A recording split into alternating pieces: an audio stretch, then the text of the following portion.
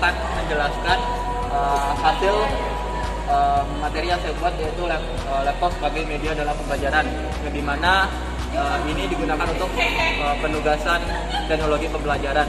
Langsung saja yang pertama, laptop. Apa sih itu laptop? Laptop adalah perangkat berbagai alat elektronik yang dijadikan satu, yang dimana yang kita ketahui bahwa komputer, dasar dari laptop itu adalah komputer, dimana laptop merupakan komputer yang bisa kita bawa kemana saja. Laptop adalah komputer kecil yang mudah dibawa, yang dimana digunakan untuk mengolah data dan lain sebagainya yang mampu membantu kinerja manusia.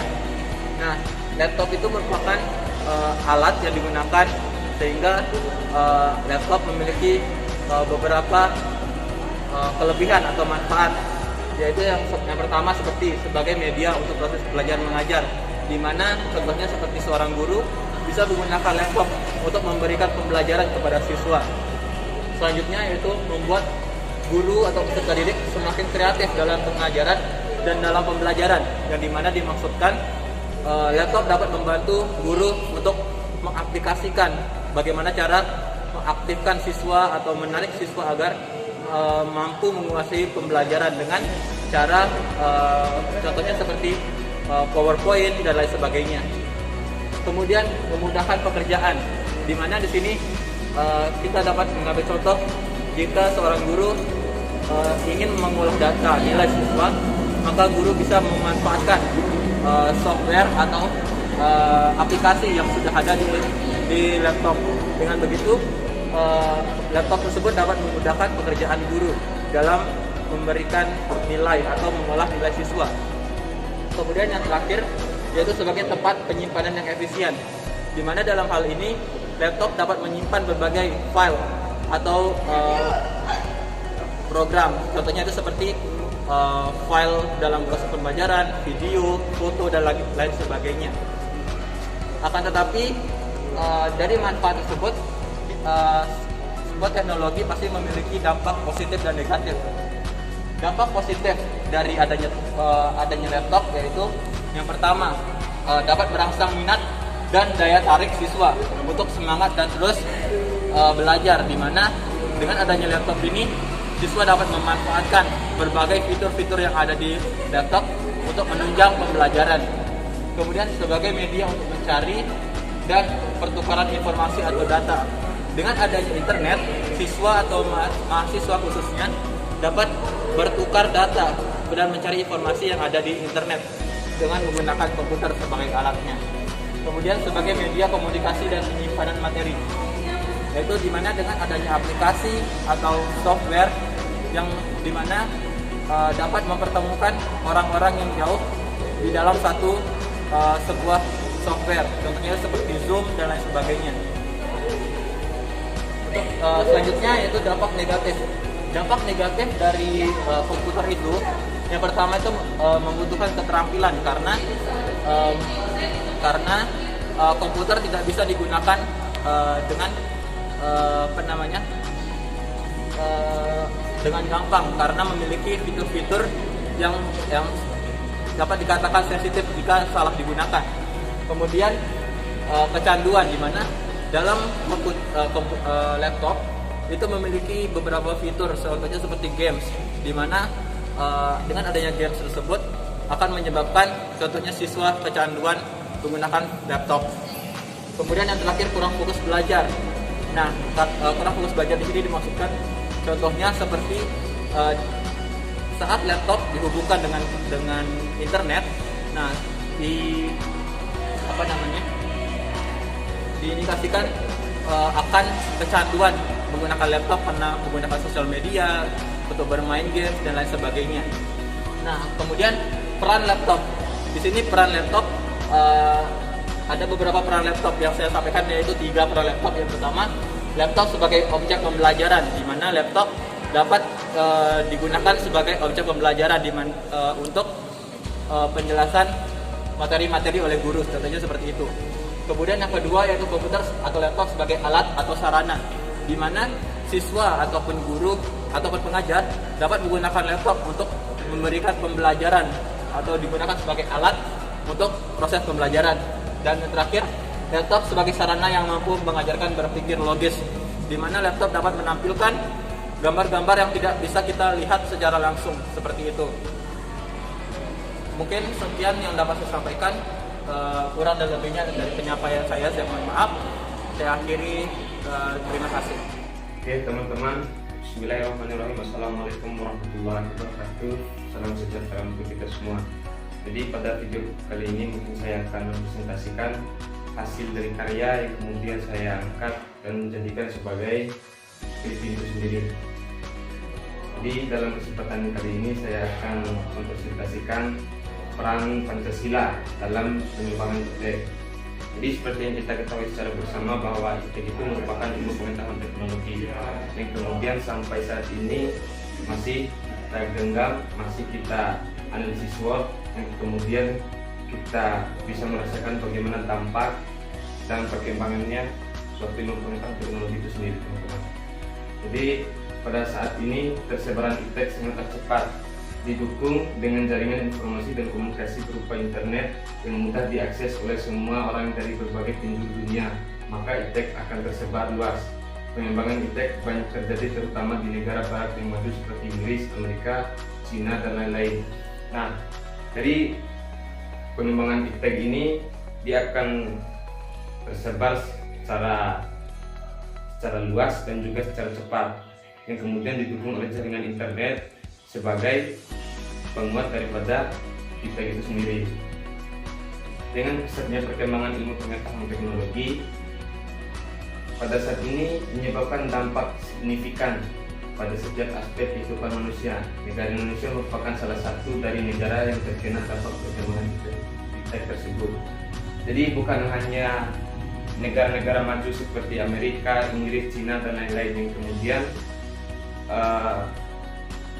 yang terkena perkembangan ilmu pengetahuan teknologi itu sendiri, melainkan di negara salah satunya di Indonesia, bahkan di pelosok-pelosok.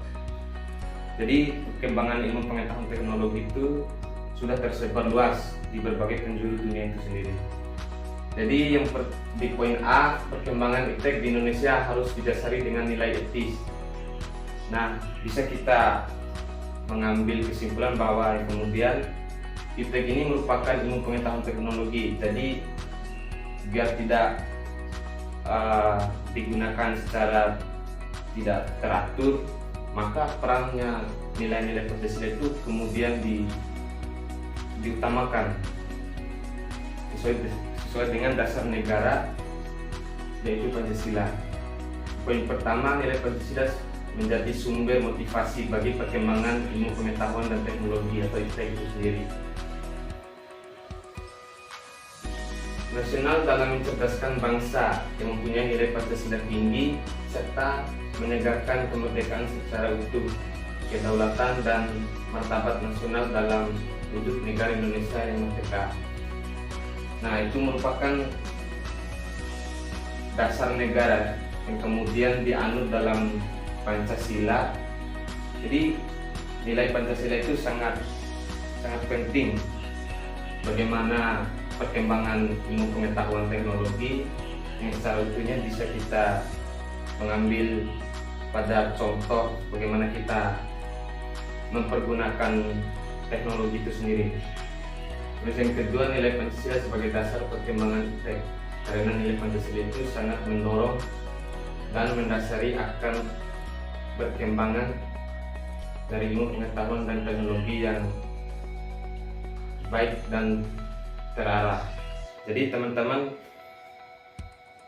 bisa kita lihat bagaimana pengaruh besarnya ilmu pengetahuan teknologi saat ini.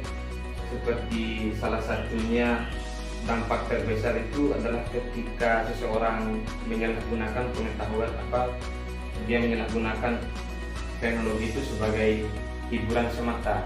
Tapi bisa kita tergantung dari cara pemakaian dan kemudian bisa kita ambil secara bersama bahwa contoh sederhananya ketika seseorang itu mempergunakan ilmu pengetahuan teknologi itu sebagai hiburan semata, misalnya bermain game yang tidak punya manfaat, atau mungkin dampak positifnya dia bisa menggunakan iptek ini sebagai sebagai wadah yang kemudian bisa dia bisniskan, bisnis online maksudnya. Jadi poin ketiga, Pancasila tersebut perlu menjadi kesadaran masyarakat bahwa untuk meningkatkan iptek di Indonesia sejak dini, masyarakat harus memiliki dan memegang prinsip dan tekad yang tekun serta berlandaskan pada nilai Pancasila yang merupakan kepribadian khas Indonesia. Terus yang poin B, dampak positif dan negatif dalam perkembangan iptek. Jadi di sini saya kemudian akan mengupas bagaimana dampak positif dan dampak negatif yang hadir dalam ilmu pengetahuan teknologi itu sendiri. Yang pertama, dampak positif perkembangan iptek di Indonesia. Yang pertama, meningkatkan investasi asing atau menanam modal asing di negara kita. Jadi dengan hadirnya teknologi informasi ini, teknologi modern ini, dia bisa mempengaruhi budaya Indonesia, terus memasuki budaya luar, sehingga dia mudah mempengaruhi negara Indonesia itu sendiri, teman-teman. Jadi yang kedua, membuka peluang kerja bagi masyarakat. Nah, di sini juga mampu bahwa iptek ini sebagai ladangnya komunikasi dan informasi. Jadi mampu mengkomunikasi kepada kita bahwa di daerah sini atau di tempat sini ada peluang kerja yang kemudian dihadirkan. Terus yang ketiga, mendorong para pengusaha untuk meningkatkan produktivitas dunia Indonesia industri. Jadi berbicara tentang industri itu sangat universal. Nah, mampu untuk meningkatkan pengusaha untuk bagaimana memproduksi memproduktivitas dunia. Seperti pada negara Amerika, dia mampu menciptakan berbagai macam teknologi. Di Cina dia mampu menciptakan matahari, ya karena berkembangnya suatu zaman, karena atas dasar hadirnya iptek itu sendiri. Terus dampak negatif dalam penggunaan internet. Jadi pertama, mengganggu kesehatan mental. Jadi ketika kita sudah ketika seseorang itu sudah merasakan terbiasa, maka dia akan mengganggu kesehatan, kurangnya tidur, kurangnya beristirahat dan lain sebagainya. Terus yang kedua, sulit mengatur jadwal. Jadi maksudnya itu sulit mengatur jadwal, dia akan merasakan keterlambatan sarapan, keterlambatan tidur dan lain sebagainya. Terus yang selanjutnya, menjadi tidak jujur atau suka berbohong. Nah, bisa kita lihat secara bersama bahwa hadirnya iptek ini dia tidak berbicara tentang nilai positif dan tidak saja dia hadir sebagai salah satu solusi, melainkan dia hadir juga karena mempunyai dampak yang negatif yang sangat luar biasa, seperti menjadi tidak jujur atau suka berbohong. Jadi misalnya begini, ketika orang tua kita memanggil untuk meminta bantuan, maka dia berani berbohong bahwa saya mempunyai tugas ini dan mempunyai kesibukan itu. Itu salah satu contohnya. Nah, di sini juga saya akan menghadirkan konsep dan strategi yang kemudian akan mengatasi dampak negatif tersebut. Yang pertama, menggunakan teknologi dalam menjalin hubungan dengan orang yang sudah dikenal. Nah, dengan demikian kita juga mampu menjalin hubungan antar sesama, baik itu dengan jarak dekat maupun jarak jauh itu sendiri.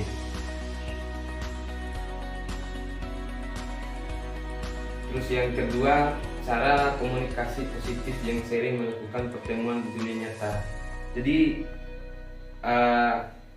ini sudah terjadi, dan mungkin di sini saya tidak memberikan suatu gambar yang detail, namun di sini bisa kita saksikan secara bersama bagaimana bagaimana hadirnya suatu teknologi di dalam tengah-tengah sosial itu sendiri, teman-teman.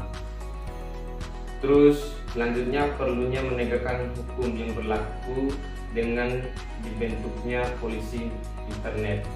Nah, jadi seperti judulnya ini, perannya Pancasila ya.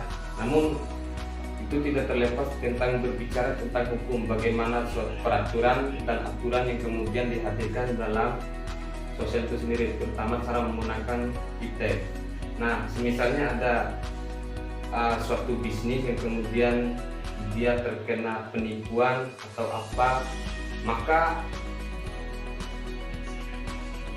perlu adanya hukum yang kemudian menjadi tongkat estafetnya sehingga mampu mempermudah segala urusan dengan dibentuknya polisi internet sendiri, sehingga hadirnya polisi internet tidak mampu melacak dan sebagainya, sehingga tidak terjadi hal-hal yang tidak diinginkan.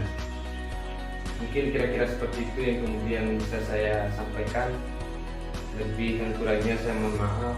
Jazakumullah khairan. Wabillahi taufiq wal hidayah. Wassalamualaikum warahmatullahi wabarakatuh. Baik, bismillahirrahmanirrahim. Assalamualaikum warahmatullahi wabarakatuh. Perkenalkan, nama saya Mita Wulandari, semester 3 dari Prodi PPKN Fakultas FKIP dengan NIM 2021 A1C308. Saya di sini akan memaparkan materi tentang teknologi pembelajaran. Baik, untuk mempersingkat waktu, marilah kita ke materinya saja.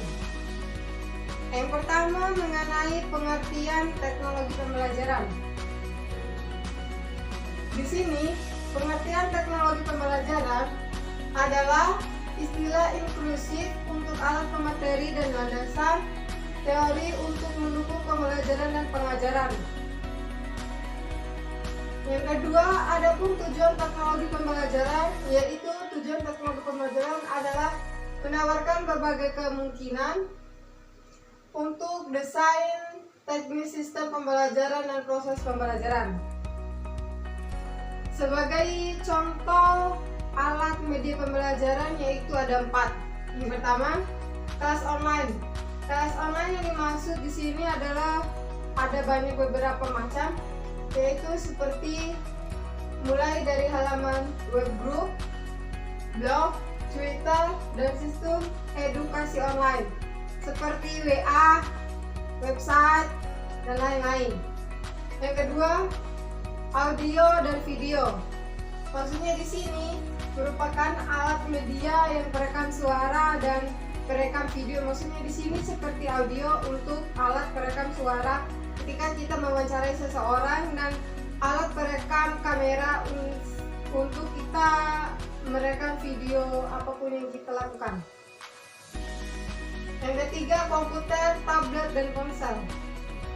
Media teknologi pembelajaran menggunakan komputer, tablet, dan ponsel adalah sebuah media yang dapat memudahkan pelajar atau pendidik untuk mengetahui sesuatu lebih jauh.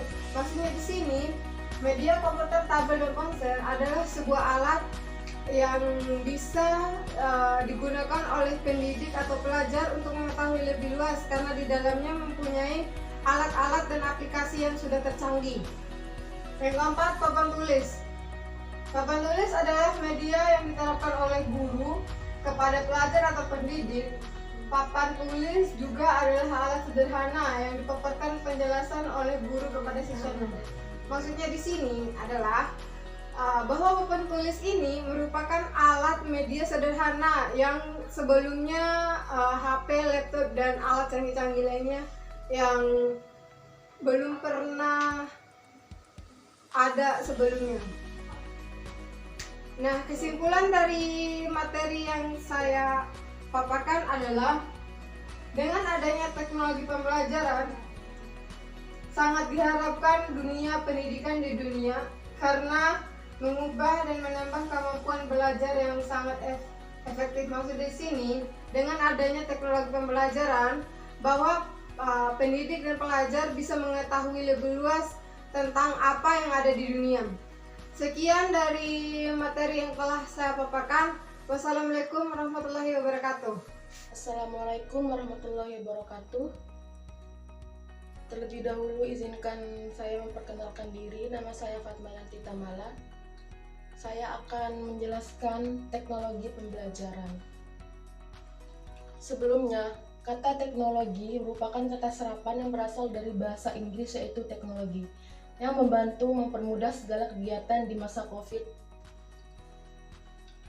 Penggunaan kata teknologi dicetuskan oleh ilmuwan asal Amerika pada awal abad 20 yang dijadikan sebagai konsep pandanan bahasa Jerman yang menjadi salah satu fondasi ilmu pengetahuan secara luas. Akan tetapi, saya di sini mengambil media ajar berbasis non-teknologi dari cangkang telur. Cangkang telur sendiri adalah sebuah alat pembelajaran yang dibuat oleh guru untuk membangun kreativitas mahasiswa, walaupun memakan waktu yang sangat lama.